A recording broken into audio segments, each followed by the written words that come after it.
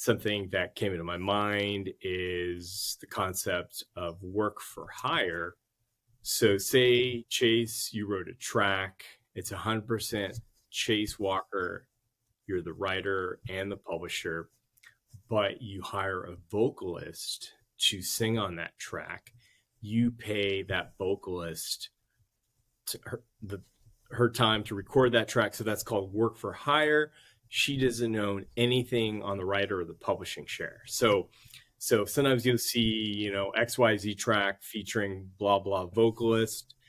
And then we'll pose that question and we'll look at the writer pub info.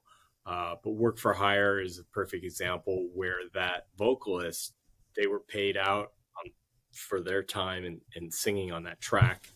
They don't have any sync approval rights because then they're not a co-writer or publisher on the track. Correct. Yeah.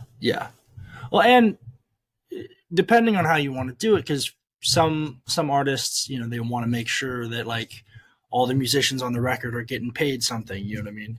But in those situations, if you do have people, especially on the master, if you're splitting it with someone, you definitely want to have that admin agreement because no one wants to go to 3 different parties to clear a master, especially when they're already having to do that on the publishing, Yeah, right. Exactly.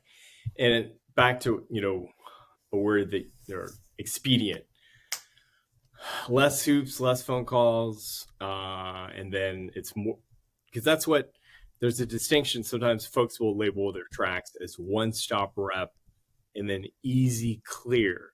So if you see the word easy clear, well, what does that mean? There's, it's not one-stop rep. There's a differentiation there.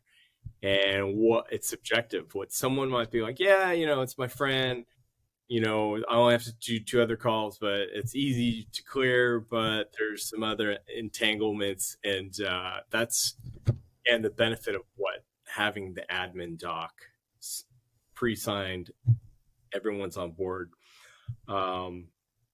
And this is actually a great segue, a question that we received from on YouTube. It says, when it comes to pitching, I think this is from Ivy. It says, when it comes to pitching, do one-stop songs usually take precedent due to ease of clearing? I have a mix of both one-stop and easy clear material. With the easy clear material, I collaborated with one other songwriter.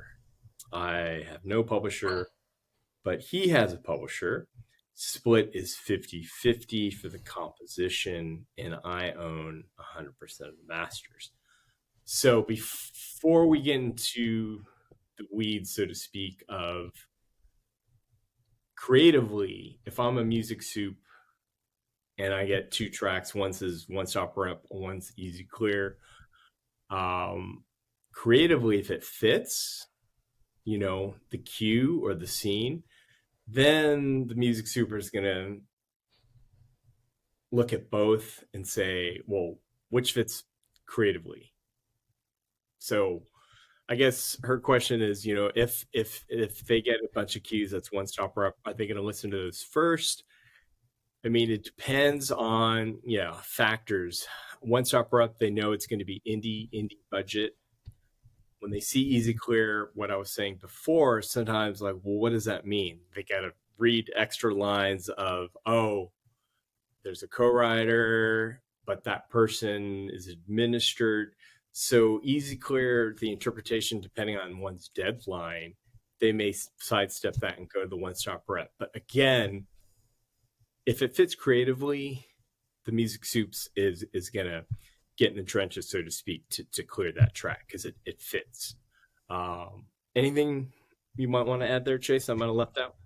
Yeah, just to book in that, it's all like you're saying. It's the first priority is, does it actually work for the scene?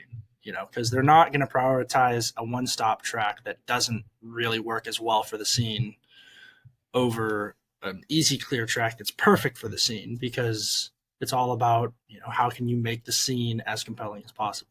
That's their whole job. But assuming you have 2 tracks that are kind of a toss-up, they could both work for the scene. One of them's one-stop, one of them's easy clear. they're probably going to go for that one stop because they have a million other things to be doing, and they don't, if there's some way that they can save themselves some time, they're going to do it, But again, it all has to tie back to, is it the right song? Yeah, no, and that's, looking at some recent placements,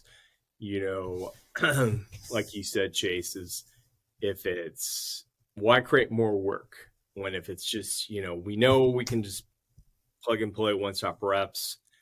We don't have to renegotiate the budget. It's one phone call. And so path of least resistance, if you will.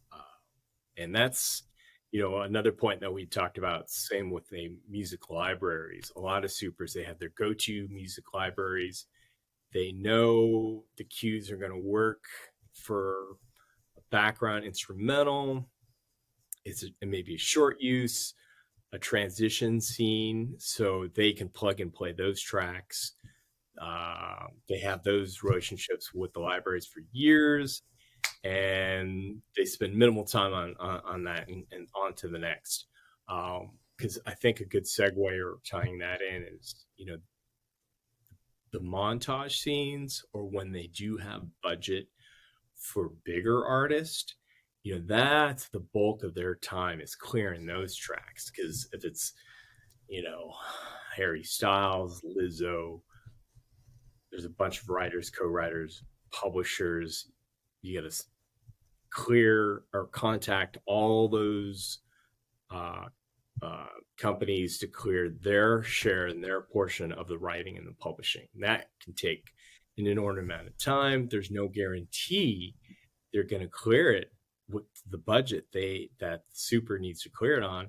And then they may have to go back to the drawing board and find an alternate track on deadline. So you factor that in, and multiple times if a super's working on more than one show and say one episode has 20 songs, you do the time and the math that you're putting into clearance. Creative's one side. The other coin is clearing it on time, on budget, and then balancing. You've got the needs of the studio, the creatives, everyone in the room who wants the best song and the best creative for the show.